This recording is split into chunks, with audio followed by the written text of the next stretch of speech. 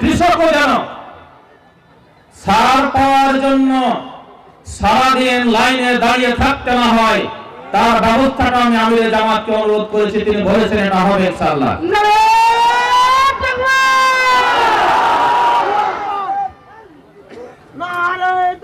মাই বোন বোনদেরকে বলতে চাই,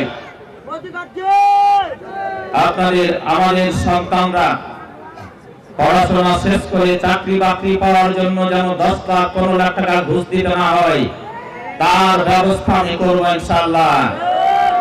আপনার সন্তানের চাকরি বাকরির জন্য 1 পয়সা ঘুষ দেওয়া লাগবে না, সেই ব্যবস্থা আমরা বাংলাদেশে নিশ্চিত করতে চাই। মা এবং বোনদের মর্যাদা এবং নিরাপত্তা আমরা প্রতিষ্ঠিত করতে চাই। এগুলো পাওয়ার জন্য আমাদেরকে একবার আপনাদের দায়িত্বটা দেওয়া লাগবে। আপনারা কি সেই দায়িত্ব আমাদেরকে দিতে রাজি আছেন ইনশাআল্লাহ? কারা কারা আছেন দেখি একটু। যে দেশের যুবকরা দেশ গঠনের কাজে যত সম্পৃক্ত হয়, ওই দেশ তত বেশি উন্নত হয়। কথা ঠিক কিনা? কিন্তু আমাদের যুবকদের 55 বছরে পরিকল্পিতভাবে কাজে লাগানো হয় নাই।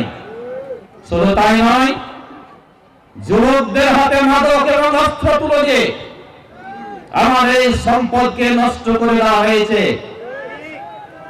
এই সুযোগে আমাদের প্রধান প্রতিদ্বন্দ্বী রাজনৈতিক দল বেকার ভাতা চালু করার নামে যুবকদের বেকারের কারখানায় পরিণত করতে চায়। 12 তারিখ চূড়ান্ত লাল কার্ড দেখানোর প্রস্তুতি নিয়ে মাঠে ঝাঁপিয়ে পড়ে ঐতিহাসিক বিজয়ে অর্জন করার আহ্বান জানিয়ে আমার কথা শেষ করছি। আসসালামু আলাইকুম ওয়া রাহমাতুল্লাহ।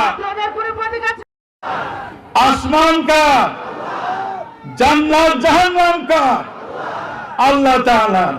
তাহলে এই জমিনে আইন চলবে কার? ইনিল হুকমু ইল্লা লিল্লাহ। যিনি সৃষ্টিকর্তা, তার আইন চলবে তার সৃষ্টির উপরে, ঠিক কিনা? বাংলাদেশ জামাত ইসলামী 84 বছর ধরে জাতিকে একথা বুঝিয়ে জাতিকে তার দায়িত্বের দিকে ফেরানোর চেষ্টা করছে।